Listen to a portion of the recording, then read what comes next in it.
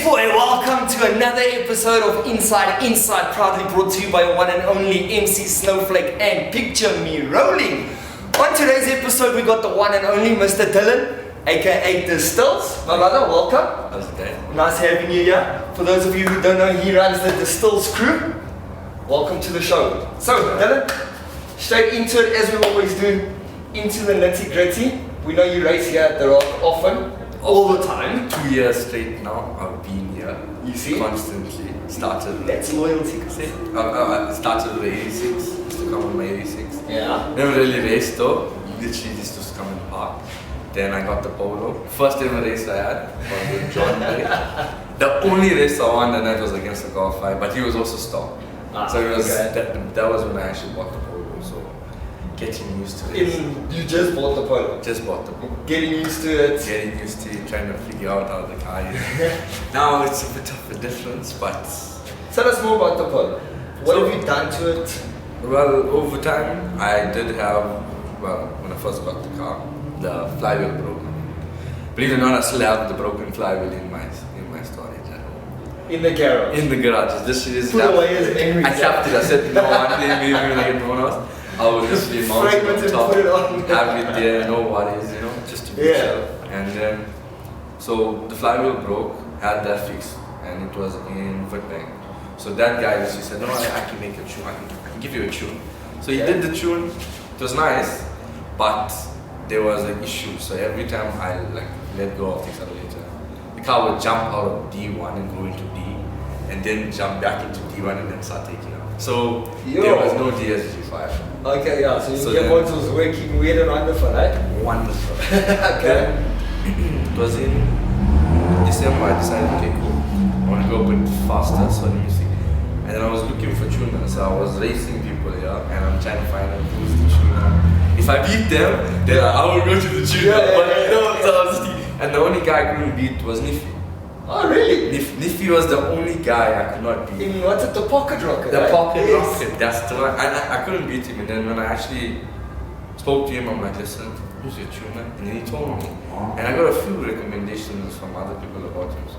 And then I decided, okay, cool, I'm gonna go to him same race. Okay. When I got to Leon, it was during December, I mean, I was 2022, beginning, and it was in December 2022. Went by him, he had that special, so he gave me a stage 2.5. So I was enjoying it, I was learning DSG this time. So there was no delay on the gearbox. So I still had to go now, learn that car, figure it out, how to drive things. And then I finally got it. I mean, I was beating some 155s. Yeah, and I mean, you and the I-13 as well, you guys were Asian, bro. It was always neck and neck. I mean, before what I did now, me and Bronwyn were like, it was wow. And every time she did something, I just, the one they called I posted, and I'm like, oh my gosh, this is Bronwyn's car. She went and did work. And then you went and did work. I was like, okay, we can both play this game. No, but like, the only people that actually had issues with the polo, like in terms of, they were like my competitors, is Bronwyn, Niffy, who else? In your category? In my category. The I-13, the GTI Polo, aka Pocket Rocket. That's a rocket. Who else? Scarlet Witch I raced. The Scarlet. Okay, Scarlet Mark 5, Raced him as well. Fast. Now, there's one guy that I want to race. Okay. That I would like to race because, like, everybody that I've raced previously, I got to rerun them to see how it was. And this time I actually got to win. I wasn't losing, but it was nice. But like, so like, I like to verse all those people. There is a guy that had a Fiesta. He came in the one night. He was a random guy, but he had a big turbo on him, and he left. Every single time out the box, I'm just like, okay, so what's the point of me doing all of But then I did so well on the polo. I got a big cooler, water net, and ISO 20 stock IS10T. The best time I've actually gotten because my 60-foot is first gear as soon as I launch. Well, with the setup, as soon as I launch it bogs. And then change the second. Pulls. It starts pulling, but then 13.58 tops off. Quarter mile. So I could do better. Just gonna get the first, second shift right the there. first, second shift. Now I remember the one day you guys came here to the Rock. And I think you were running either full slicks or semi-slicks. Semi-slicks. I remember don't that have day. full slicks. I only have semi-slicks. I remember that day. What difference did you feel on the car here at the Rock? I won't lie, it feels and grips way better, but like after I'm out of that concrete part. Yeah. So first gear, still a bit of wheel spin. Second gear, gone. Gone. That's what I'm getting. But like, I have to warm up the tires. Yeah. Especially the semis, you need a lot of heat. No, I do, because I have two sets. So I have 18s for the rock, just 200 meter. Yeah. Because if I were to run those on a 400 meter, the engine, literally well, the whole car goes into low. Because there's 18s on the front. Okay.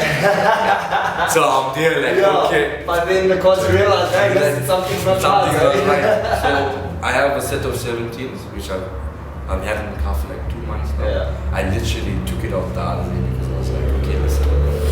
I want to,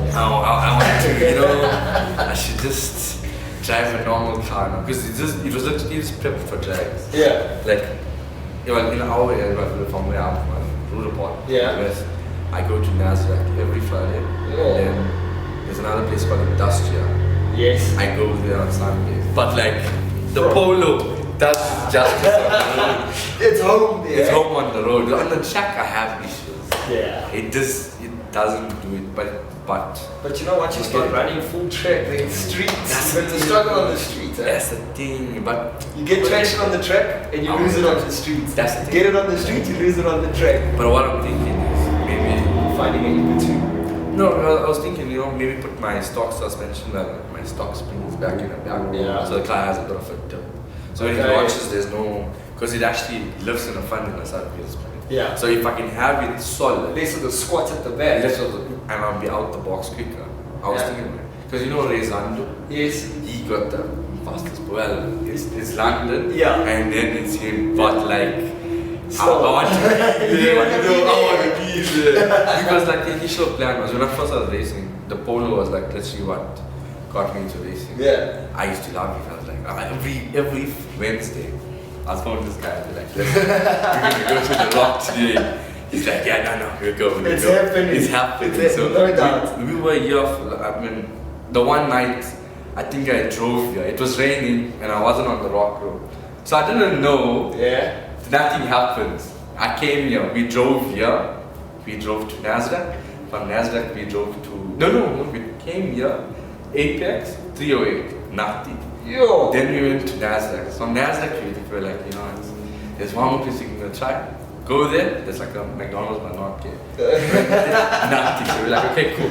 Just gonna go home now. Yeah. Go home and sleep. And we literally go up, plan, we said, okay, we're gonna go today. Everything was planned out, eh? Yeah.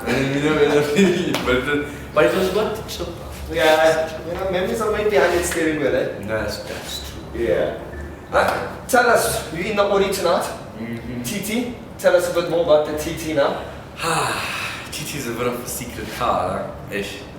And the thing is, like, I never buy it that long ago, but in December, I had the 135 before. Yeah. So, used to run the 135. When the Polo started beating the 135, we were like, let's go buy something faster. Then, bought the TT, had, it was owned by NFS. Okay, yes. Yeah, he owned the car first, and then he sold the car. It was in Durban, and then Leon's nephew bought the car. He went to Durban, saw the car, bought the car. And then he came here, he was advertising the car almost after 5 years. And then I looked at it and I'm like, okay, I should buy it. I want to buy this car. Because I went online and I searched and I'm like, 6R, then I searched 7. 6R came up, and then I see the TT and I'm like, yo, this is a plan, maybe this year. So I was like, okay, cool. Went and saw him, did not know it was an insane racing car. So I was. You were blind, eh? You were blind. Then I saw it. I looked at it. I'm like, wait, what? I spoke to him. He's like, no, I'm Leon's nephew. Okay. So then I phoned him. I asked him about the history of the car. It's a good car. Take it. So I took it. Now, back then, stage 1, literally bone stock. I got beat by a Tiguan. It was so funny. Like I launched, like how the launch happens. As soon as I came out, gives you like, it was like almost like a 2-second delay before it actually started moving. And then from there, I actually started learning more. I started asking Leon questions. I'm like, how does this work? What does this work? And he was, he would explain. He's very helpful. Yeah, one thing about Leon is he's always open cards and he explains everything in detail. That's the thing. Like I was talking to him about tweaking it a bit more. Keep shouting at me like, no, you're gonna break the car. And I'm like, okay, be calm about it. So hopefully the next step is forge. I wanna buy each part and then keep, and then take it from there. Yeah. See how it goes. Well, it's quite an expensive build. Yeah. But like now I think I'm just going mad because I'm chasing times. What time are you chasing? Maybe a 10. Maybe a 10. Maybe a 10. Low 10, sub 10, Same. 10. Even if it's middle or even low 10, I don't really mind. But as long as I'm below 12 or below 11 and I'm happy. Then you're happy because then you're beating the golf style. That's me, yo! Like there's some fast guys. For the polo stuff, yeah. Yeah, ish. But like with the TT, well, it's supposedly it's on a stage 3, pretty much a stage 2 plus. Okay. So I still got a bit of stage 2 kickstart. Yeah. All he changed was he put a push start button. Yeah. Nobody knew. Yeah, it does. For what flies down here, hey? Yeah, it does. Yeah. I mean, like the best time I've actually gotten in the car was like 7.68. I have issues with traction. Yeah. But I won't say it's traction. It's more that when I launch the car, the whole front lifts. You can see it, but like you still got the squatting problem, right? Squatting problem. No, squatting loves you. Squatting loves. But the issue with the car is that it has a normal TT suspension. It doesn't have a TTS suspension. Okay. So there's no magnetics with the button. Yeah, there's no sports suspension, aerodynamic adjusting. Nothing. It's just getting it safe. Just yeah. But that thing's beautiful, man. No, it is. Thank you. Yeah. Now tell us, all of your cars, and all of your Chinese cars are all branded Dstiles Crew. Yeah, pretty much. Yeah, every well. So the crew was actually when I was in school. My dad was like, we must make a car because we were going for car shows. Yeah. Because before racing was strictly sound. I never looked at when I came to the Rock for the first time was to go to the boot in the back for the sound. Do you know that? Really? I literally get there and I'm like, why can I hear cars? There's a race course, like a racetrack behind that. So we go through like the food court and we're like, there's a whole track here. There's a whole track here. And we literally only came for sound. I mean, that's what like got me into racing. Yeah. But like before that, strictly sound, well, all our worlds done by Targa. Oh, okay. Full Targa sets up. World record for two classes. One is for world records, eh? World record. Two classes on the nitro. Yeah. You'll see it on their sites. My name there, my dad's name. We both have our own thing. Oh really? So you and Pops one. Me and Pops. Yeah, you see like, the Dstiles Crew. That's the thing. Like the TT was meant for him. Yeah. But then he's like, nah. I enjoy my son. I enjoy my son. That's all, okay. I'll do it. I don't have an issue. Okay, and now any more sound competitions that you guys do? We actually go for sound comp. We go almost every weekend. It just depends on where they're having. But yeah. First, we've actually gone for a show, Cape Town. Yeah, drive there, come back, and then we take. So Targa has the world record, or is holding the world record now for the loudest. Okay. Vehicle. Yeah. Well, I won't say loudest, maybe like second loudest.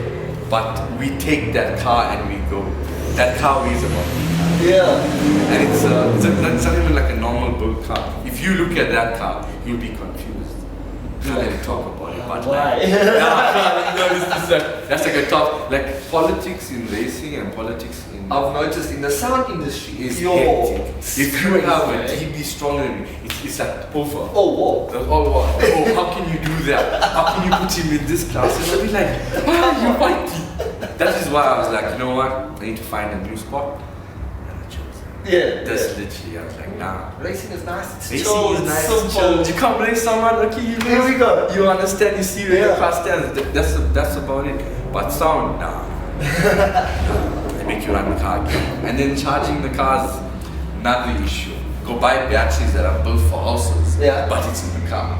Oh, like the solar panel batteries. Literally, I have 4 in the Golf because it has like 10, 12. Yeah. So there's 4 over there in the back with a. What are those lithium batteries, right? Yeah. Yes. But they take about 2 to 3 days to charge. And then how long does it last you? Oh, it lasts very long. Okay, Yeah, so it's not charge 3 days, Nah. play 1 day. Nah, Okay, at least. You know, it's very loud because like the first time we were testing after we actually built the car for a certain class, we broke the window. All the pop rivets that were holding the window popped out. The window fell and we were like, yo, what happened? Yeah. We opened the whole door and the whole mechanism was in pieces. But from vibration. Yeah. Because the whole car has sound in it. There's probably about 500 kgs worth of sound. No, that's going opposite direction of the TT. Yeah, you take your weight out, you're getting in. That's the thing. But like the smaller the car is, the better the sound is. Yeah, Like, for sure. Corsa's is the best. They're moving sub boxes. That's a whole box. The shape of it is like the best sound. Yeah. So it's worth it. And now when are you bringing it here to the track? No. So if you can take it to get you. it's about so much often, you know? I hit the speed out, going over it slowly, and I broke my spine. And the thing is to color code that. But to color code the bumper. Again, without it looking out. I will show you pictures of it, but like the way it looks. Now I have to go and touch the paint again. The guy is like, we're gonna have to respray the whole car. The whole panel. Yeah, so it all blends in. Hey, it's a lot of work. No, there's a lot of work. So transporting them from around. Those cars we drive, the Golf, we have to put in a trailer. If we like with the TTM, if we go racing to Dubs, trailer. I drove the Polo down. Yeah. Worst choice ever. What? No, I tried. Like the thing is like the moment I see my oil temp go to like 105, I'm like, no, wait. Pull over. Let's just stop for a second and be calm about it. Yeah. But otherwise, the stills tell us now. How do you find the vibe here that you get? No, I love it. I mean, I've been here straight for like 2 years. For me, I think I missed 1 month of racing. That was like beginning of this year. And then I was like, no, yeah, but we were all in festive. That's the thing, You know? We just wanted the holiday to go a little bit longer. And my dad was coming in racing because like the fun for him, like I brought him here the 1 year and I'm like that. So listen, I do racing. He's like, okay, that's nice. Like, so then you must come and watch me. He's like, yeah. Because I used to come and race with the Ranger. We had a Ranger, I used to race the Ranger. And that was his Ranger, he didn't know. So like, when I actually told him about it, he was like, okay. That explains my fuel consumption. And then he tells me, I wonder if this, because like we came here the 1 year and he's like, I wonder how the Ranger will do here. And I just looked at him, I wanted to. But we know that Ranger is too